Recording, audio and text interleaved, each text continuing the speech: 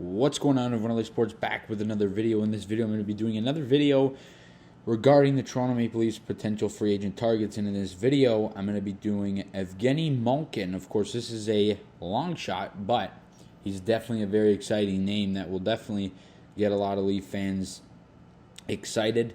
I know he's a guy that really gets me excited every time I think about him and the possibility of him with the Toronto Maple Leafs. Although I do realize that it is a little bit of a long shot because of the fact that Evgeni Malkin's he's gonna get paid. Although some people think he may not take as much money and go to a team that can win him another Stanley Cup. Now that's the interesting part. Will he, stay in Pittsburgh? Of course, they're a contender. They have a strong chance to win another cup. So it obviously makes sense for him to go there.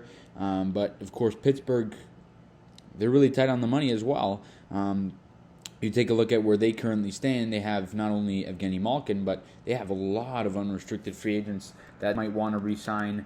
So we'll see how that ultimately, plays out. It's going to be an interesting, very interesting offseason for the Pittsburgh Penguins as they have a ton of players. Like I said, let's go down the list of those players that this offseason they need to re-sign. We'll start off with two restricted free agents. That's Danton Heinen and Kasperi Kapanen. Those are two important players for them that they really, really need to re-sign right off the bat. Then you got Brian Boyle. That might be a guy that they either let walk or he comes back, on very cheap.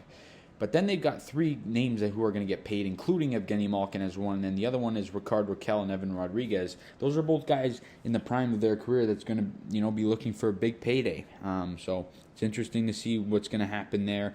And then, of course, their goaltender, Casey DeSmith, the backup, and Louis Domingue, the third string, who did get some time in the playoffs. They're both unrestricted free agents, as well as Nathan Beaulieu, who doesn't really play much for them, so we'll see what ultimately happens. But another massive name is Chris Letang, who's rumored to be, maybe being able to get $9 or $10 million on the open market. And you take a look at where the Penguins currently stand, they have $23 million of cap space. So they have some money, but they have a ton of guys that they've got to re-sign. So it's going to be interesting to see how they kind of manipulate that money. And they don't really have any contracts that they can just get off the books. Although they do, but they're guys that, ultimately they're going to want to keep, other than Jason Zucker, but he's got a no movement clause, and obviously I don't know who's really going to want to take him at 5.5 per year, although there's only 1 year left. But you got to think that, you got to think long term here, and Raquel and Rodriguez are going to want $5 million each, I would say, around. So that brings you down to $13 million right off the bounce. Then you take a look at a guy like Chris Letang, who's probably going to get about $9 million. That brings you all the way to $4 million, and you still got a lot of guys to re-sign. That's Kasperi Kapanen, Danton Heinen, and of course Casey DeSmith, including Evgeni Malkin. So to sum what I just said all up, the Pittsburgh Penguins are tight for cap.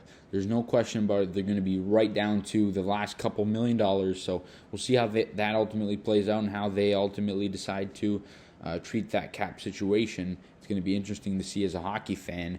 But I definitely think that Evgeni Malkin is a possibility for the Toronto Maple Leafs. I'm not going to say it's a strong possibility because it's a very small possibility, but it's definitely possible. You take a look at the numbers he's put up over the course of his career. And by the way, he's 35 years old, turning 36 at the end of next month. So he's going to be 36 for the entirety of next season. But he obviously puts up some good numbers every single season. In the playoffs, he's over a point per game guy, and over the course of his NHL career, in 981 games, he's got 1,146 points. So there's no question he can do it all. He was drafted, second overall in 2004 by the Pittsburgh Penguins. He's played his entire career there. Last season, he didn't really play much. He only played half the games, 41 games. He tallied up 42 points. So off the bat, you have concerns with his injury situation. 2020, 2021, he also had injury concerns. He only played 33 games and tallied up 28 points. So there is a little bit of concern for Evgeni Malkin. The last time he played a full season was the 2008 and 9 season. So he's been banged up a little bit. But you go back to 2017, 2018, he played 78 games. That's fine.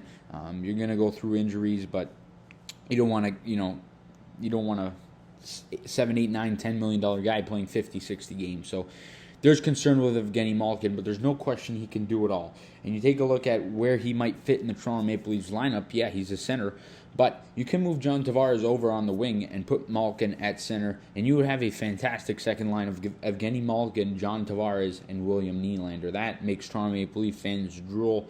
Of course, having the top line of Bunting, Matthews, Marner, that would just be an insane top six. No questions about it. There's a lot of guys that the Toronto Maple Leafs, if they're going to go out and sign a top six forward, they can throw money at one guy, but then it limits them mightily at the other spots. You look at Johnny Gaudreau, Evgeni Malkin, the list goes on, but Nazem Kadri, there are some good names there that you can throw $8 or $9 million at, but then have to narrow down everything else. So it's going to be interesting to see how it all plays out for the Leafs. Like I said, it's not likely that Evgeni Malkin comes to the Toronto Maple Leafs, but I definitely think that it's an interesting possibility. I think if the Leafs are really looking to improve the top six right away, just taking a look at the Leafs cap situation and where it currently stands, they have $7.8 million right now, but you can get quite a bit of money if you clear up some contracts, of course. If you clear up the Justin Hall contract, that brings you all the way up to $10 million, and then you get rid of Peter Mrazek as well. You're all the way at $13.8 million just like that. Of course, you need to sign a goalie because, if you get rid of Mrazek and don't re-sign Campbell, you don't have a goalie. There's a lot of things the Leafs need to do. Kerfoot's another name at $3.5 million that you can get off the books. But then, of course, you need to re-sign another forward. So I definitely think that it's possible that the Leafs go out and attack free agency very aggressively and go out and get that top six forward and then have to make some sacrifices and get some $900,000 players, or players for under $1 million. But it's going to be interesting to see how it plays out. I definitely think that people are underruling the possibility and, not really looking into as much as I think people should at the possibility of the Toronto Maple Leafs going out and spending $8 or $9 million, $7, $8, $9 million on a top six forward. Because you take a look at what we have down in the minors, we have some guys that can come up and play.